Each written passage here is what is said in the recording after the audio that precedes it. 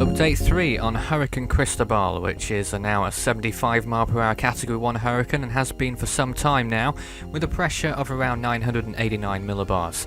Its current position is 28.1 degrees north, 71.4 degrees west, long since cleared the Bahamas and is now heading towards Bermuda as of 8 PM UTC on August the 26th, where it could pass just to the northwest as a Category 1 hurricane.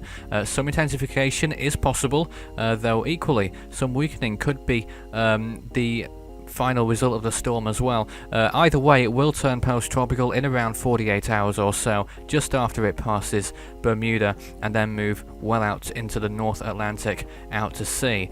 So Bermuda is the main area of threat at the moment. We could see tropical storm conditions on the island, and that's why there are tropical storm watches in effect for Bermuda right now, as indicated by this map. No other warnings in effect anywhere else, though those on Newfoundland perhaps might want to watch the progress of this storm in case it goes a little bit towards the west of where it's currently forecasted. But as it is, if the current track verifies, the island of Newfoundland probably won't see too much from the storm.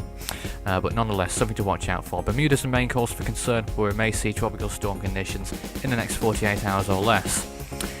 Sea surface temperatures are fairly warm enough to sustain tropical cyclone development still. 28 degrees plus really, even as it moves out into the Atlantic. Once it passes Bermuda, it will still be around 26 degrees C. 26 degrees is the threshold. In terms of wind shear, high amounts towards its northeast over Bermuda, high amounts of wind shear right now, though towards the northwestern side of the storm, you can see on that little animation there, it's decreased a little bit, but dry air is the main cause for concern as far as the storm is concerned. Towards the west of the storm, you can see huge amounts of dry air over there, and that's why most of the storm's intensity is displaced towards the east. So this is what the models are saying right now. Two of those, HWRF and GFDL, have a borderline hurricane, but intensification later on. The others have gradual intensification over the next 3 days, possibly towards Category 2 strength, but unlikely. As far as track forecast is concerned, not too much difference between them, though the green line GFDL there points a little bit further towards Newfoundland than the other two. And in terms of wind shear, expected to drop and then rise sharply as we enter August the 29th in around 2 to 3 days time.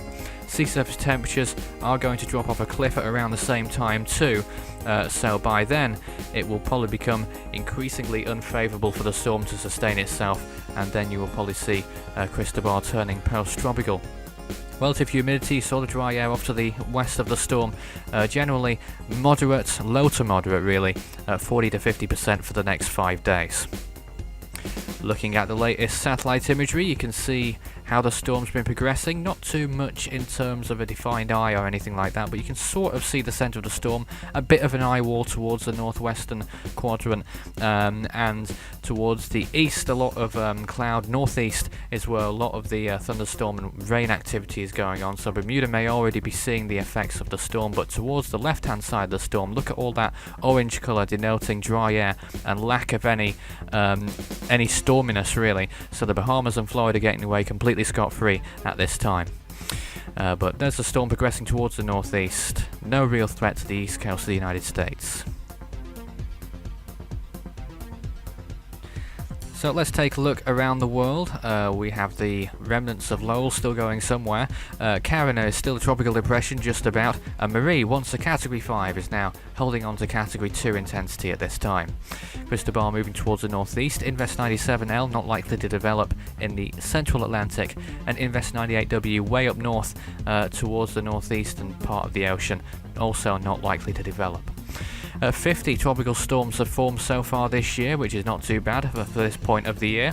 26 of those have become Category 1 hurricanes or their equivalents around the world, wind speed 74 miles per hour or above, sustained, and 14 of those becoming Category 3 storms, just 5 off 2010 in 25th place. You can visit Force 13 on any of its 6 outlets. The website, force13.com, will keep you most up to date with all the goings on around the world, tropics-wise. And of course, the video pages will also have regular updates as much as I can. YouTube and Dailymotion, just search Force 13 on those. And same too for the social pages, Facebook and Twitter, just search Force 13 on those, at Force 13 on Twitter. And you can speak to me personally on Skype, just add Fool13 there for tropical weather chat. And of course on the website we have 2 other features, the control room, which has a more visual representation of the current situation in the Atlantic and Eastern Pacific, Western Pacific opening soon, and the forum as well, where you can discuss tropics with fellow storm trackers, force13.com/forum. So the next update on this storm will probably follow in around 24 hours time, but for now that is all.